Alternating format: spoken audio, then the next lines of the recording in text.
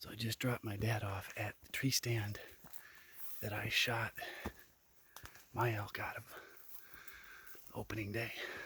And the sheep have been in here hard.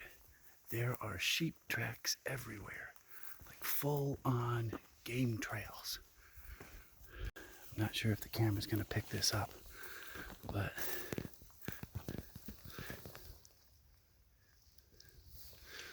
that's just one of 100 mega sheep trails coming in through here. But they're not here now, which is good. I'm gonna head back out to the main trail and kind of go exploring different drainages further away from where my dad's at. I gotta set up a camera because this clearing, this is hopefully where my dad will get a shot with a rifle if he doesn't get it done with a bow. So I got my first cow from that ridge line right there to right here. So I'm gonna set up a camera probably on this tree right here and see if we can get some information on times of day that they're coming through here, if they're still coming through here, so that when we come back for a rifle season, we can kind of know when to expect to see them. First day I came with the rifle, popped up over that hill there, 430 yards. The very previous day I was practicing at 430 yards exactly, and less than 24 hours took a shot and nailed one with a 308. All right, I'm up on this ridge here. I'm gonna be going all the way to the top and just listening. I've got a good wind coming straight at me, taking my scent far away. You don't want it dropping down into the area that my dad's hunting. I've been on every one of these ridges chasing elk, and I found that just hunting their patterns is the easiest thing. They're the most successful thing.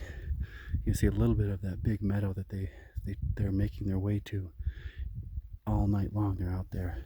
Well, this is where I'm hanging out for the evening. The beaver pond is right there.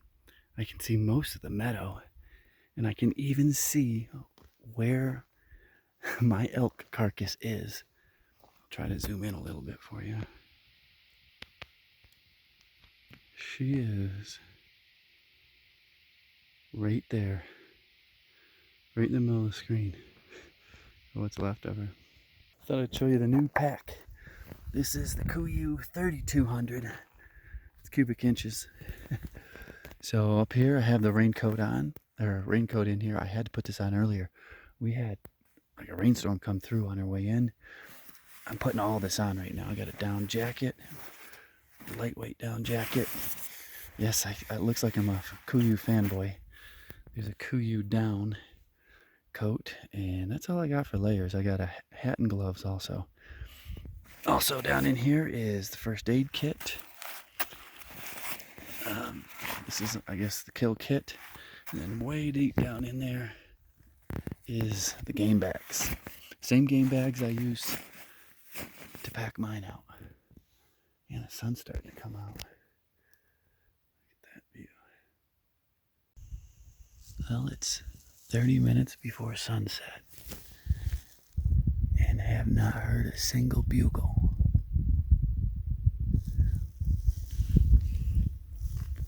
I should be able to hear something. Sun's setting, September 27th. It's hard to believe, even with this, it's whisper quiet, no wind, not a single bugle. But we're heading out. Had a bunch of coyotes sound off just after dark. I thought I heard a faint sound of a bugle, a very weak, squealy bugle. Okay, it is day 2.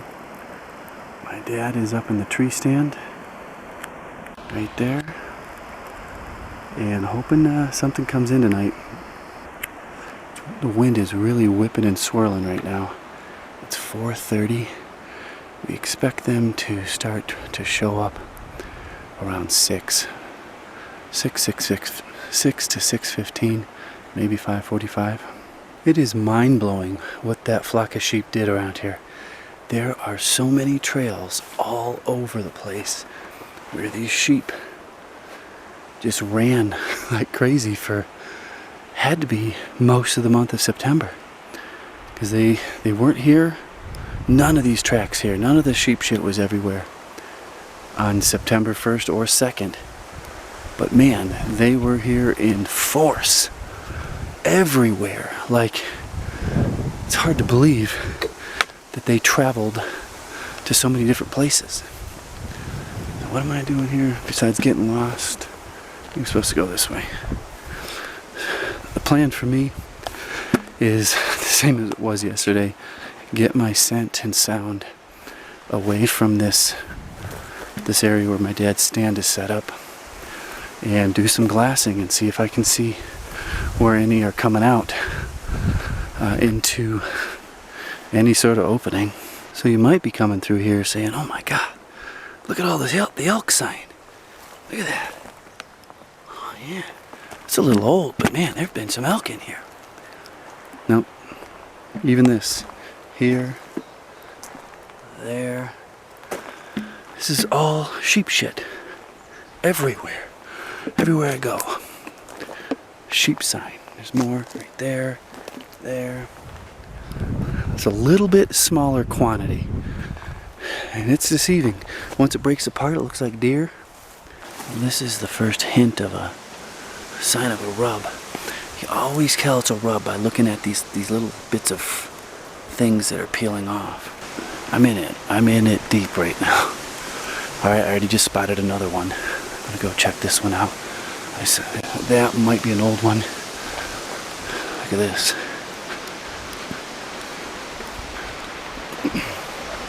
Here's another one. This is a real old one, but again, you can still tell that they've been here. Not sure what the wind is like. I may end up just doing a voiceover or some text. But way up in there is a nice meadow that I'm going to try to zoom in on. It's too far for me to go hunt solo. Let me snug it down. Here we are. Right? That's 25x optical zoom. So that meadow you see there looks pretty good. It looks like there may be a spot in there that would hold water. But I'm 2 miles in right now. That would put me 3 miles in way up a mountain. And to do that as a solo hunter, I just wouldn't get all the meat out before it spoiled. Or I, die.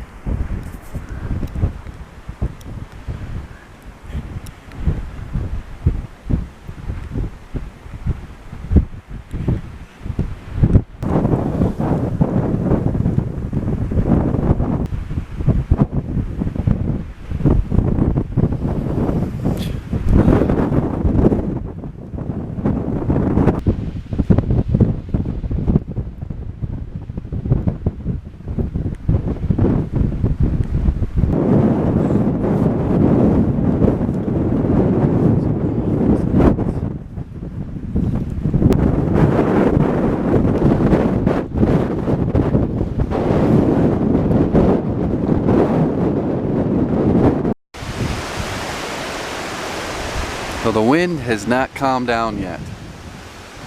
This is camp. Got the Wii Boost antenna for cell phone signal. Kind of proud about that. Kind of proud of that one. We didn't go in this morning, mainly because of the wind, and they're not moving. You can't hear them. They can't hear you, and that's one of the reasons that they stay bedded down and hunkered down until the wind's over, is because it's a safety thing for them. They can't hear their predators. What we are going to do, finish up with breakfast, and head in to put out a camera and just do some scouting for rifle season that starts in 2 weeks. We actually even pulled the camper out of the woods, even though that one tree probably could still fall on us. Here in Colorado they have these things called pine beetles. Some people call them bark beetles. And they kill every lodgepole pine, and they will all eventually fall down. So this tree here is ready to go. All these trees are ready to go. This one we think is from this year. If you come up here, you can see how fresh this bruising is. All the way up to here. All the way. Look at that. Look how high that goes. That's 7 feet in the air. These marks are on the tree. These are the fresh bruising.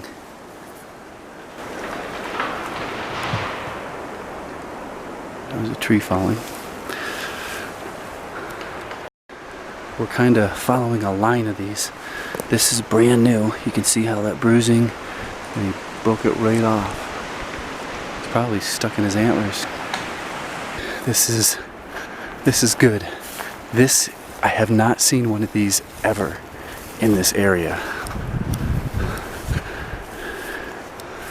This is a wallow. This is good. This is a good spot for next season. Well, I can't hunt here because I got to get preference points to come back.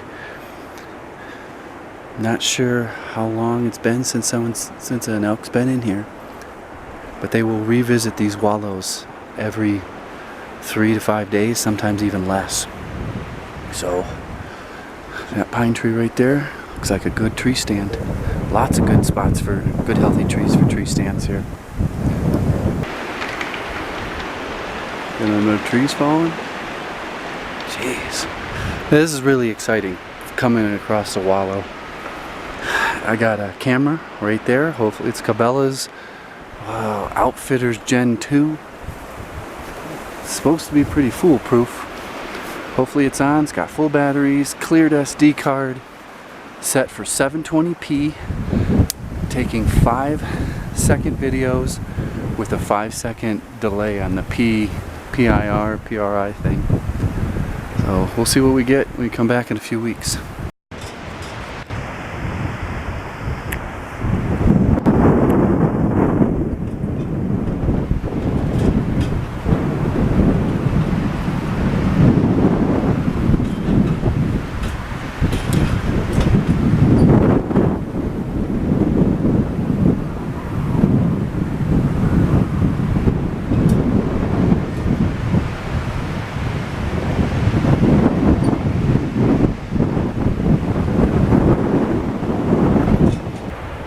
Packed up, ready to go. We'll go that way.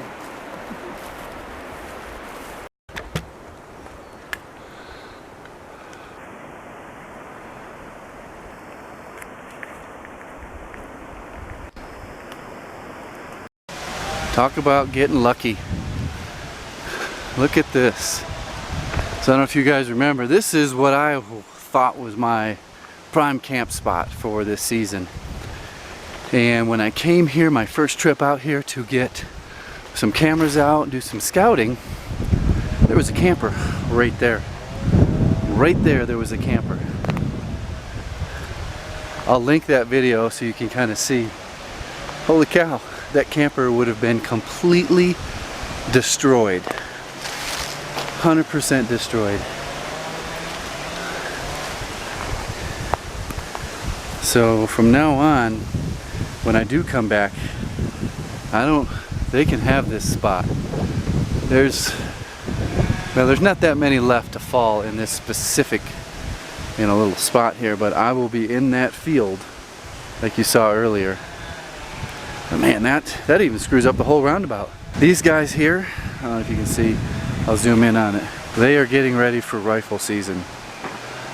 Tomorrow's the end of archery season, and in 2 weeks rifle season is gonna fire up. So what they're trying to do is claim that spot for 2 weeks. They'll probably leave something there until rifle season starts. They've been sawing firewood for the last 2 hours in preparation for the season. Well, it'll be interesting to see what this place is like in a couple weeks when we come back taking my dad rifle hunting. Brought down this one here this morning. So these guys were in a dang wall tent. I couldn't imagine trying to sleep with all this wind in a tent. But this one took out the sign. All these fell this morning.